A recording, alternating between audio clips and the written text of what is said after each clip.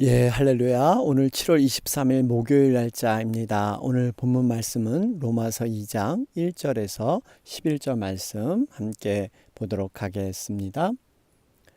그러므로 남을 판단하는 사람아, 누구를 막론하고 내가 핑계하지 못할 것은 남을 판단하는 것으로 내가 너를 정죄함이니 판단하는 내가 같은 일을 행함이니라. 이런 일을 행하는 자에게 하나님의 심판이 진리대로 되는 줄 우리가 아노라. 이런 일을 행하는 자를 판단하고도 같은 일을 행하는 사람아, 내가 하나님의 심판을 피할 줄로 생각하느냐? 혹 내가 하나님의 인자하심이 너를 인도하여 회개하게 하심을 알지 못하여 그의 인자하심과 용납하심과 길이 참으심이 풍성함을 멸시하느냐? 다만 내 고집과 회개하지 아니한 마음을 따라 진노의 날 곧 하나님의 의로우신 심판이 나타나는 그날에 임할 진노를 내게 쌓는도다. 하나님께서 각 사람에게 그 행한 대로 보응하시되 참고 선을 행하여 영광과 존귀와 썩지 아니함을 구하는 자에게는 영생으로 하시고, 오직 당을 지어 진리를 따르지 아니하고 불의를 따르는 자에게는 진노와 분노로 하시리라. 악을 행하는 각 사람의 영에는 환난과 곤고가 있으리니 먼저는 유대인에게요 그리고 헬라인에게며, 선을 행하는 각 사람에게는 영광과 존귀와 평강이 있으리니 먼저는 유대인에게요 그리고 헬라인에게라. 이는 하나님께서 외모로 사람을 취하지 아니하심이라. 아멘. 우리 계속해서 로마서 2장 살펴보겠습니다. 여러분, 지금 살펴보는 로마서는 1장 18절부터 3장까지는 정말 이신득이라 그러죠. 의인은 믿음으로 말미암아 살리라. 이 믿음에 대한 강조를 하면서 인간은 전적인 타락, 부패, 하나님의 심판을 받을 수밖에 없는 그러한 존재들이다 말씀하고 있습니다. 특별히 여러분, 어제 말씀을 통해서 우리가 깨닫는 것은 이방인들, 다시 말하면 세상 사람들의 죄악됨을 이렇게 말씀하고 있었죠. 특별히 여러분, 욕심에 내어버려 두사, 하나님께서 이렇게 내어버려 둔다는 것을 육이라고 했습니다. 하나님께서 우리 인생을 간섭하지 않는 것, 그 자체가 재앙이고 심판일 수가 있습니다. 그러면서 인간이 어떤 예배적인 삶, 감사의 생활이 없을 때 점점 이 죄악이 확산이 돼서 21가지 죄를 짓게 되죠. 그런데 이 21가지 죄는 우리 인간이 생각하기에 가볍고 무거운 죄가 없습니다. 하나님 편에서는 동일하게 모든 죄를 보고 계시다는 거예요. 살인이라는 죄도 여러분, 수근수근하고 우리가 비방하고 또 교만하고 자랑하는 것, 여러분, 이 자체가 모두 동일한 죄라는 것입니다.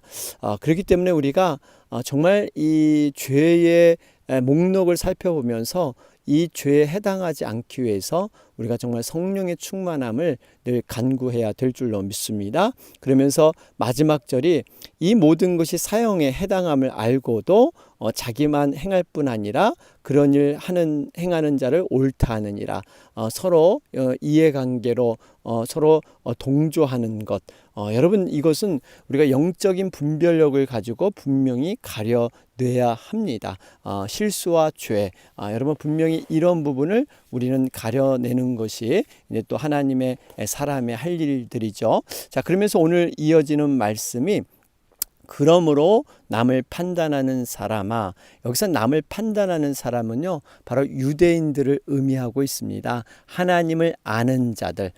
여러분, 유대인들에게는 하나님께서 율법을 허락해 주셨죠. 그런데 그 율법을 통해서 자기 자신들을 회개하고 하나님 앞에 온전히 살아가기보다는 그 율법을 가지고 이방인들을 정죄하고 판단하는 도구로 사용을 했습니다. 여러분, 우리가 정말 이렇게 판단하고 정죄하는 죄, 너무나 자신도 모르게 짓기 쉬운 죄입니다.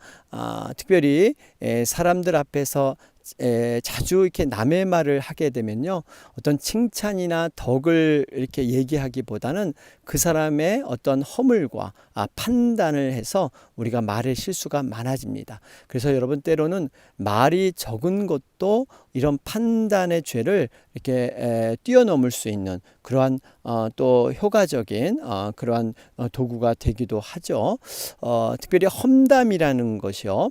여러분, 이 험담은 사람의 그러한 인격과 또 사람의 실수를 확장해서 남에게 말을 전달하는 것입니다.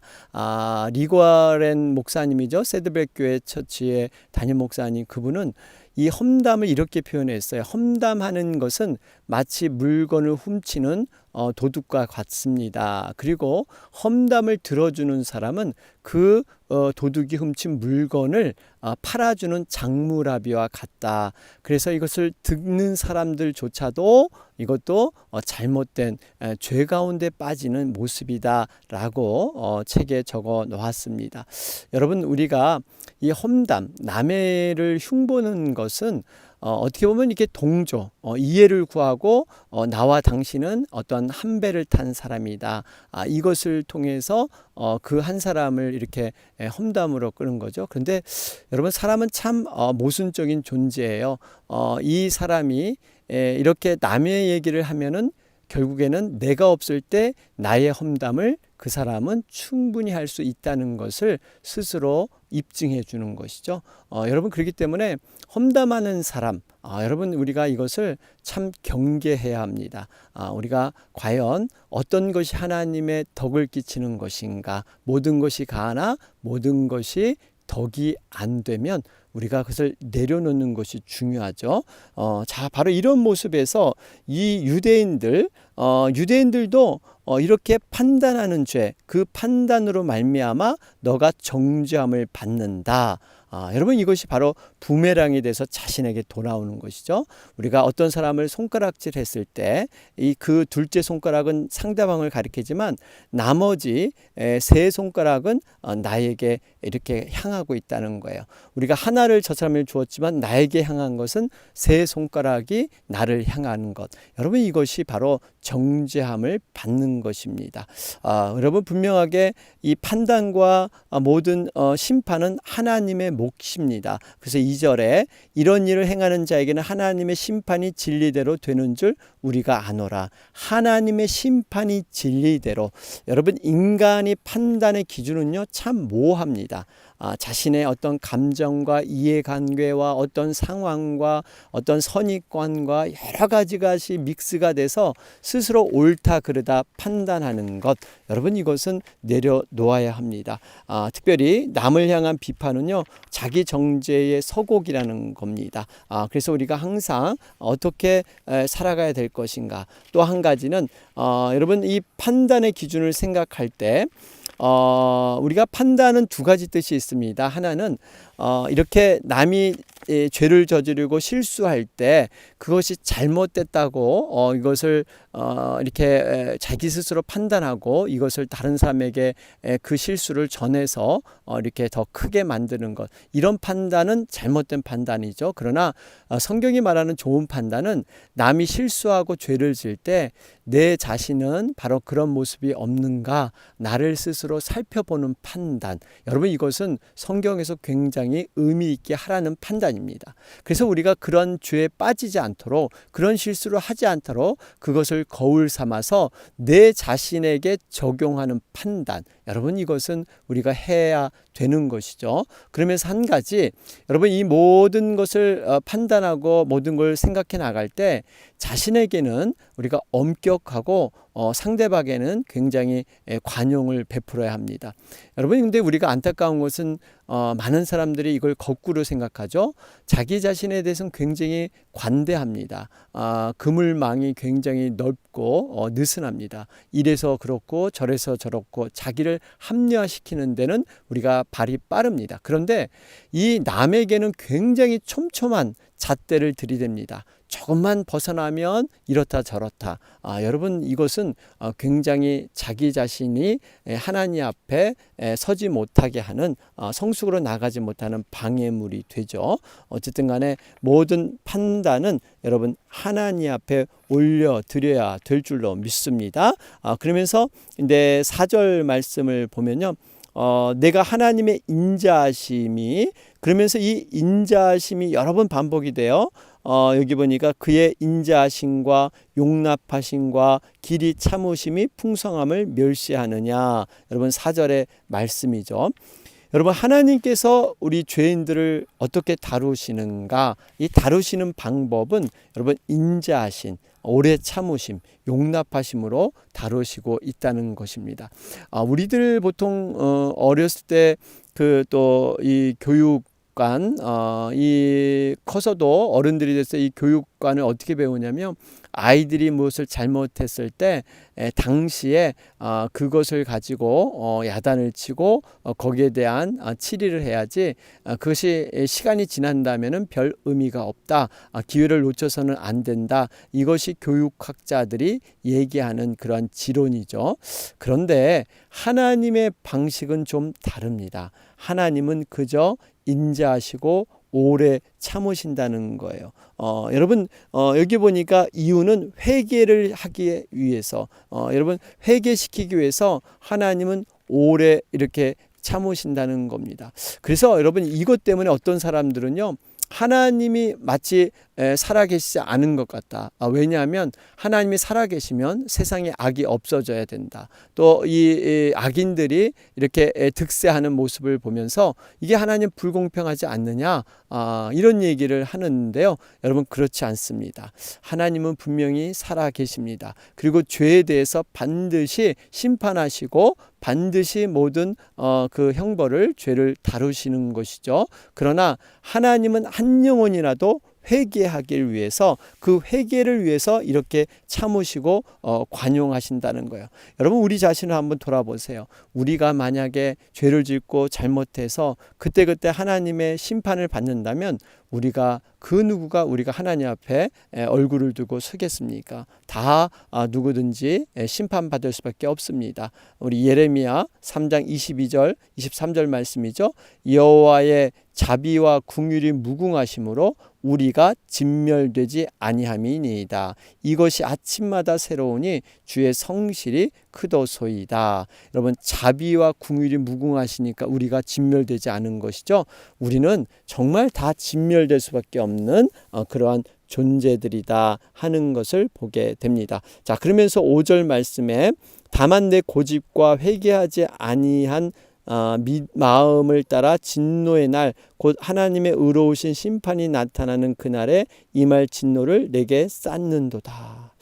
여러분 그러니까 이게 무슨 말이냐면요. 4절 말씀 하나님의 인자하심과 그 용납과 그 용서의 풍성함을 이용한다는 거예요. 이걸 하나님께서 왜 이렇게 참으시고 인내하신 걸 모르고 그저 이런 죄를 지어도 뭐 하나님께서 별로 심판하지 않는다고 생각하고 뭐 사랑의 하나님만 늘 생각하면서 이렇게 그냥 계속 반복적인 고집으로 회개하지 아니하고 그렇게 살아가는 모습. 여러분 회개를 모른다는 것은요 그 자체가 하나님 앞에 저주입니다. 심판입니다. 여러분 이 바리새인과 유대인들이 그랬잖아요. 이방인들을 가리켜 회개하라 그러면서 자신은 정작 전혀 회개하지 않는 것. 여러분 이 회개를 생각해 보면 다윗이 생각나죠. 다윗은 자신이 죄가 항상 자신 앞에 있다고 그는 고백을 했습니다. 나아가서 자신이 죄악 가운데 출생했다. 이러한 고백이 바로 다윗이었죠. 하물며 우리들은 어떻게 했습니까? 다윗은 늘 하나님 앞에 고백하기를 자신에게 상하고 통해하는 마음을 하나님 주시옵소서 그런 고백을 했어요. 그러면서 백성들아 시시로 저를 의지하고 그 앞에 마음을 도하라. 시편 이게 62편에 나오는 내용이죠. 여러분 이렇게 하나님 앞에 자신의 죄를 토설하지 않으면 얼마나 그가 그 고통이 컸는지 그 이루 말할 수 없는 고통을 고백하지 않습니까? 여러분, 우리는 회개를 흔히들 그 자신 잘못을 인정하게 되면 자존심에 금이 가고 하나님의 큰 벌이라도 받을 것처럼 생각하지만, 여러분, 이 회개를 통해서 하나님은 진정한 하나님의 자녀로 우리를 세워주시고 모든 죄악에서도 건져주셔서 우리를 다시 한번 더 성숙으로 이끌어 가시는 줄로 믿습니다. 그렇기 때문에 우리의 묵은 땅을 기경해야 됩니다. 마음밭을 갈아엎어야 돼요. 이게 호세아의 가르침이지 않습니까? 자, 그러면서 이 고집과 회개치 아니한 마음, 여러분 관련이 있어요. 회개하지 아니하는 이유는요, 이 고집 때문입니다. 우리 자신이 이 아집, 고집, 무너지지 않는 견고한 진, 여러분, 이런 것들이 사람들에게 있죠. 이것을 내려놓아야 합니다. 그래야만 진노의 날을 피할 수가 있어요. 그날에 임할 진노를 내게 쌓는도다. 여러분, 이것은 정말 이 하나님께서 우리가 과연 무엇을 쌓고 사느냐, 이 땅은 우리 이제 정말 하늘나라, 우리가 들어갈 그 다음 세계인 하늘나라의 삶들을 준비하는 것이 바로 이 땅의 모습이죠. 그래서 여러분, 인생은 3생이 있다 그러죠. 우리가 엄마 뱃속에서 9개월, 10개월 있는 그러한 삶이 있고, 이 땅의 2생에서 우리가 육신을 가지고 90년, 80년 살아가는 그러한 삶이 있고요. 또 3생이 있습니다. 그것은 바로 하나님 나라예요. 우리는 인생이 모두 세 개로 이렇게 구별되어 있죠. 여러분, 그래서 2생에서 우리가 3생을 준비하는 건데요. 여러분, 이런 쌓는 것처럼 이런 악인들은 진노를 쌓지만 우리 선인들, 하나님의 자녀들, 의인들은 무엇을 쌓아야 될까요? 여러분, 그것은 하늘의 보화이고 상급이 되어야 될 줄로 믿습니다. 여러분, 우리가 반드시 이 땅에 살아갈 때 반드시 상급을 쌓아야 됩니다. 그래서 6절에 보면 하나님께서 각 사람에게 그 행한 대로 보응하시되, 각 사람에게 유대인이든 이방인이든 행한 대로 보응한다. 그래, 행한 대로. 여러분, 이 행한 대로는 우리가 해석할 때 단순히 선한 행위가 아니라 믿음의 행위를 말하고 있습니다. 7절에도 참고 선을 행하여, 요 선은 그저 어떤 착한 행실을 얘기하는 게 아니라 믿음을 가리키고 있습니다. 그러니까 우리의 각 사람대로 행한 대로 하나님은 반드시 보응한다는 거예요. 그 행한 대로 하나님은 보상과 상급을 주신다는 겁니다. 그래서 우리가요, 주님을 위해서, 교회를 위해서, 영혼들을 위해서 애쓰는 것, 정말 이를 위해서 물질도 드리고 시간도 드리고 우리의 은사도 드리는 것, 여러분, 이 모든 것들이 반드시 행한 대로 보응이 될 줄로 믿습니다. 여러분, 성도는 하나님 나라에 우리가 보화를 쌓는 사람들이에요. 모세는 바로의 공주의 아들이라는 것을 거절하고요, 그는 하나님의 백성과 함께 고난받는 것을 좋아했습니다. 왜 그랬을까요? 바로 하늘의 상급을 받기 때문에 그렇습니다. 천국의 가치를 알았기 때문에, 그 절대적인 가치를 그는 분명히 알았기 때문에 이 모든 이생의 삶을 그는 이렇게 낮추어 살 수 있었던 것입니다. 우리가 밭에 감추인 보화의 비유를 알고 있죠. 어떤 사람이 우연히 밭을 가다가 그 속에 정말 엄청난 보물이 숨어 있는 것을 발견하게 됩니다. 그는 곧 집에 가서 자기가 갖고 있는 전 재산을 팔아서 그 밭을 사게 됩니다. 왜 그랬을까요?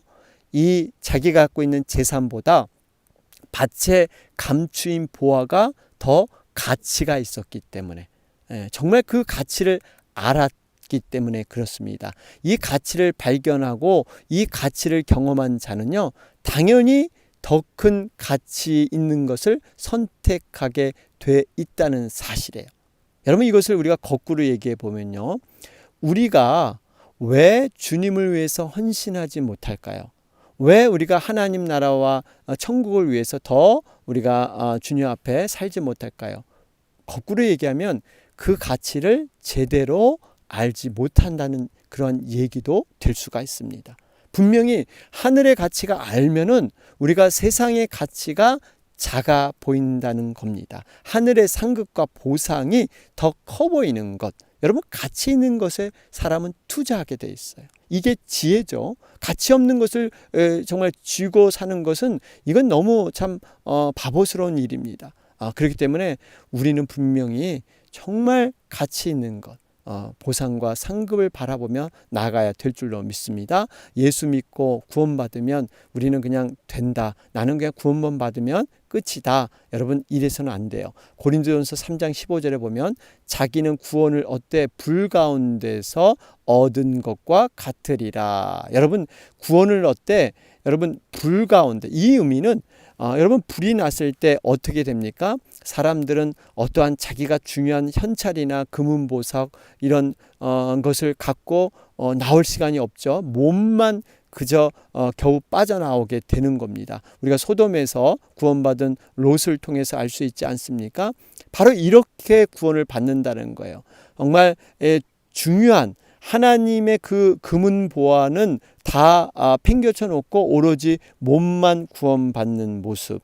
여러분, 이런 모습으로 이 구원을 받는 것이 바로 부끄러운 구원이라 그러죠. 그렇기 때문에 우리가 당당하게 천국에서 받을 그러한 보상과 상급을 바라보면서 우리가 나아가는 것, 이것이 우리의 믿음을 세우는 그러한 모습이다 하는 것을 보게 됩니다. 자, 그러면서 6절부터 우리 10절 말씀을 쭉 보면 여러분, 이 분명히 6절에 각 사람은 행한 대로 보응하리라, 심은 대로 거둡니다. 여러분, 이런 말씀은 굉장히 많이 있어요.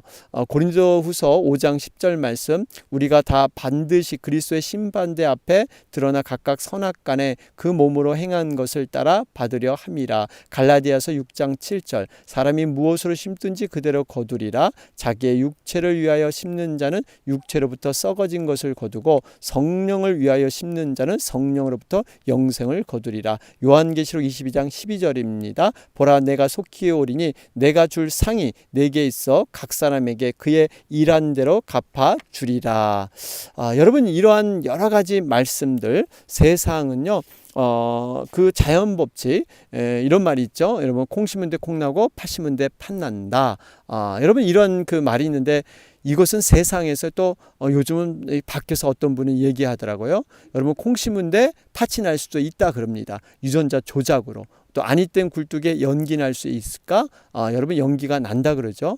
여러분, 세상은 이렇게 조작하고요, 오해와 여러 가지 갈등 상황으로 이런 것이 빚어질 수 있지만 하나님의 나라는요 정확하게 의와 불의와 정말 참과 거짓, 선과 악이 구별되면서 오로지 하나님은 심은 대로 거두게 하실 줄로 믿습니다. 그러면서 6절 10절에 각 사람에게, 이 심판의 보편성입니다. 누구도 예외 없이 모든 유대인이나 이방인이나 각 사람에게 모든 것이 그대로 전해질 것이다. 이 바로 행한 대로는 믿음의 행위라고 말씀드렸습니다. 그러면서 참고 선을 행하여, 여러분, 이건 믿음의 선입니다. 그러면 영광과 존귀와 썩어지지 않은 영광을 우리에게 허락하실 것이다 말씀하고 있죠. 그러면서 8절부터 보면은 당을 짓는 것, 여러분, 우리가 파당을 짓는 것, 이거 되게 조심해야 됩니다. 여러분, 여러 가지 사람들의 관계가 이렇게 소홀해지면요, 이것을 이어줘야지 당을 지어서는 안 돼요. 허물과 실수가 있어서 이것을 이간질하고 시험 들게 해서는 안 됩니다. 그런 얘기를 들었을 때 그것을 어떻게 어떻게 하면 이어줄까? 여러분, 이것이 성령의 마음이고 하나님의 뜻이에요. 그리고 진리를 따르지 아니하고 불의를 따르는 자는 진노와 분노로 하시리라. 여러분, 분명히 우리는 어떻게 삶을 이어갈 것인가 보게 되죠. 그러면서 악을 행하는 각 사람에게 환난과 공고가 있는데요, 9절에 보면 유대인에게요 헬라인에게다. 여러분, 유대인이 먼저 나오고 있어요. 여러분, 그러니까 하나님께서는 분명히 우리가 하나님을 아는 자, 또 은혜를 알고 말씀을 아는 자, 먼저 하나님이 심판하십니다. 이 헬라인, 물론 이방인들은 분명히 하나님의 분명한 심판, 구원의 심판이 그에게 있죠. 그러나 우리가 하나님의 은혜를 알고 말씀을 아는 자들, 정말 우리가 하나님 앞에 어떻게 살아야 될 것인가 다시 한번 보게 됩니다. 그러면서 또 선을 행하는 그러한 경우도 여러분 유대인과 헬라인, 그러니까 하나님의 백성들이 먼저 모든 것들이 이렇게 이루어진다는 것입니다. 그러면서 결론이 11절 말씀입니다. 이는 하나님께서 외모로 사람을 취하지 아니하심이라. 여러분 이 외모, 겉으로 드러나는 어떠한 행위, 이런 형식, 이거로 사람을 취하지 아니하십니다. 하나님은 마음의 중심을 보십니다. 우리의 은밀한 그러한 생각의 동기까지도 은밀한 것까지도 다 보시는 그러한 하나님이시죠. 여러분 그렇기 때문에 우리가 믿음으로 한 것인지 아니면 이것을 자신의 의로 한 것인지 이것조차도 우리가 정말 하나님 앞에 돌아볼 필요가 있습니다. 믿음으로 하는 것이 하나님께서 카운트하는 그런 진정한 그러한 모든 삶이다 하는 것도 우리가 고백하게 됩니다. 자, 오늘 말씀 공평한 척도로 심판하시는 하나님, 우리가 다시 한번 이 말씀을 새기면서 하나님의 원하신 기뻐하신 모습으로 오늘도 살아가는 여러분과 제가 되길 주님의 이름으로 축원합니다. 아멘. 오늘 목요일 날짜입니다. 우리 영혼들을 위해서 집중 중보해 주시는 날입니다. 우리 다 같이 기도드리겠습니다. 주의